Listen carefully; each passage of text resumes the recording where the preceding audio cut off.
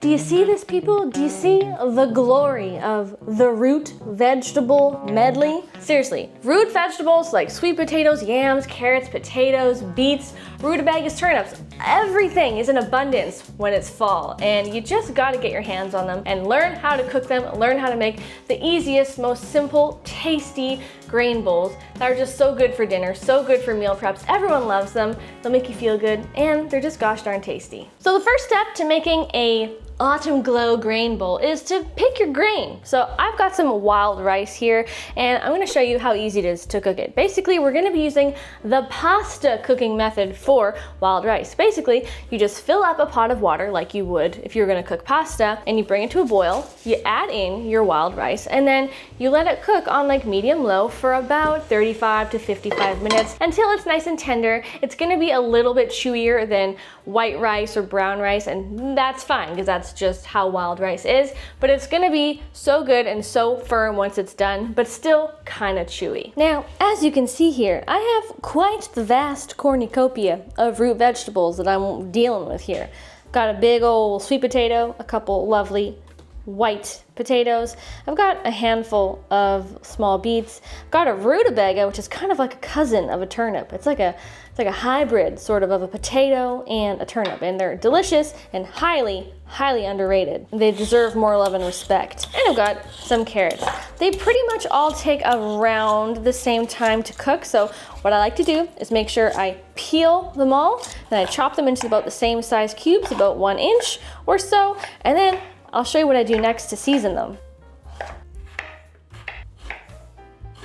Okay, beautiful. So veggies are chopped. All of the manual labor is pretty much over for the most part. What I like to do next is get my oven preheating, and then we move on to the seasoning. Now, personally, one of my favorite ways to season root veggies, if I'm gonna eat them in like a grain bowl or something, don't judge me, but I love using curry powder. Curry powder just like lends itself so nicely to sweet root vegetables like carrots and sweet potatoes and beets. Like, it just brings out their sweetness, and the combination of the sweet, the spicy, the warming, it's just perfection. So I kind of like to do this in batches. I save the beets for last because they stain everything, and I'm just weird and don't like beets staining my other pretty vegetables. I add a bunch of veggies about halfway full into a bowl, and then I'm just gonna toss the veggies in a little bit of oil with about, I don't know, a couple teaspoons of curry powder, plus a little salt and pepper, just, you know, for good luck. And then just give it all a good toss. And then you simply just transfer it to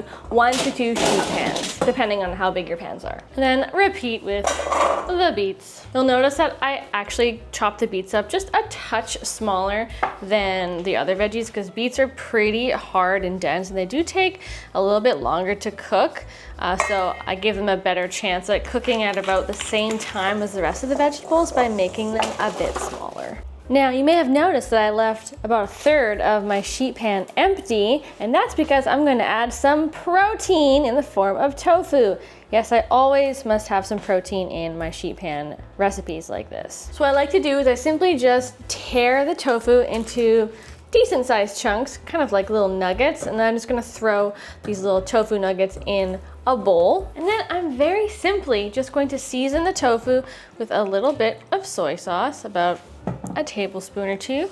Give it a quick little toss to coat. And finally, we're gonna add in some nutritional yeast, about 2 or so tablespoons. This will kind of actually help the tofu firm and crisp up a little bit, while also adding really good savory flavor that complements the soy sauce really well. In fact, it's one of my favorite ways to cook tofu ever, just because it's so simple but so effective. And then onto the sheet pan. You could always just air fry this separately if you don't have enough space on your sheet pan, but honestly, I just couldn't be bothered. Then we are going to very carefully place these in the oven. We're gonna roast these up on 2 layers, 2 racks basically, for about 40 to 45 minutes, just until the root veggies are nice and fork tender, things have kind of caramelized, gotten a little bit brown around the edges, and the tofu has also gotten a little bit crispy and browned too. Those are heavy. Bye-bye. Well, hello, it's Janelle from the future. Just popping in here to remind you guys to subscribe below if you haven't already. It's free to subscribe, and then it also means that you're among the first people to see my brand new recipes drop in twice a week on the channel, like this one right here. It is a delicious Thai yellow curry casserole, part of a very exciting Dump and Bake Casseroles video hitting the channel very soon that you don't want to miss out on. So hit that subscribe button and as you were. All right, let's take a lookie at our rice here. Ooh, that is looking fluffed up and fun. I'm gonna just test it out and see how she's doing. Oh, it's done. It's so good.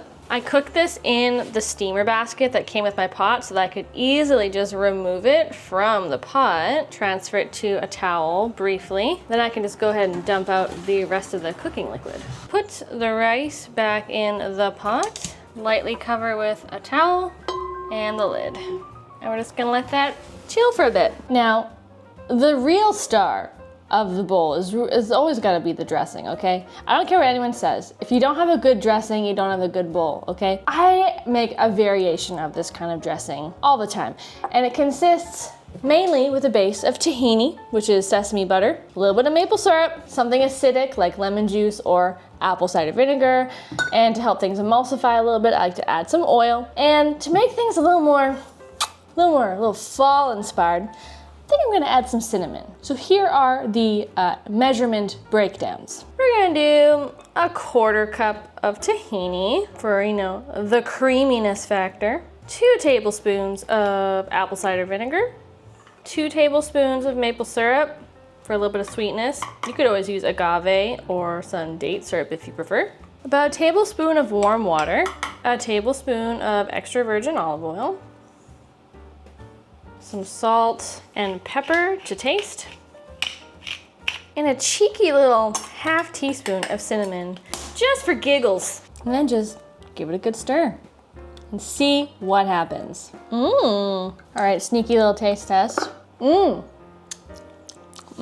my God, that's like fall in a salad dressing. That's gonna stay on repeat, I think, the whole rest of the year. Thank you very much. Now, one of the last things I like to prepare right before serving is to slice up a nice, crisp, juicy apple. I've got a beauty Gala apple here, and the sliced apples just offer like the nice, cool, crisp, refreshing element that a bowl like this needs, because you got the grains, you got the root veggies, but you need something cool and crisp and juicy, and that's where the apple comes in.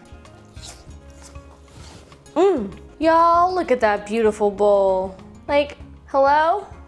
Hello? But it's not done. It's almost done. We just need to add our final element of crunch with some roasted pumpkin seeds and our drizzle of that cinnamon maple tahini dressing and call it a day. Do you see this, people? Do you see the glory of the root vegetable medley?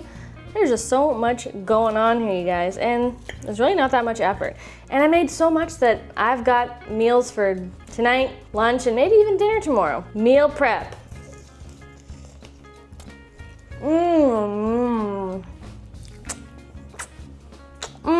That dressing. I'm pumping out tons of delicious, healthy, high-protein, plant-based recipes all fall long. And you should follow along and have a good time here at Steamy Vegan. I love you. Thank you so much for tuning in, and I'll see ya in another video real soon. Mwah! Ta-ta!